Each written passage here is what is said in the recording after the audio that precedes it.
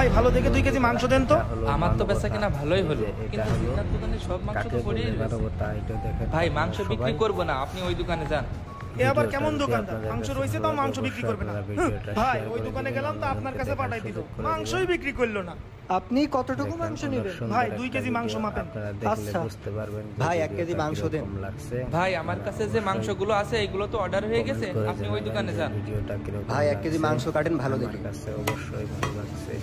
কি হামজা ভাই, আপনি নিজে মাংস না বিক্রি করে সব কাস্টমার আমার দোকানে পাঠাই দিচ্ছেন যে?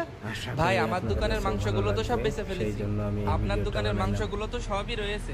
আলহামদুলিল্লাহ আজকে তো আমার বেশ ভালোই লাভ হয়েছে, কিন্তু আপনি যদি মাংসগুলো বিক্রি করতে না পারেন তাহলে আপনার তো অনেক টাকা লস হয়ে যাবে। তাই আমার কাস্টমারগুলো আপনারে দিয়ে দিলাম, আপনি মাংসগুলো বিক্রি করেন। ভাই জীবন অনেক মানুষ দেখেছি, কিন্তু আপনার মতো ভালো মানুষ একটাও দেখি।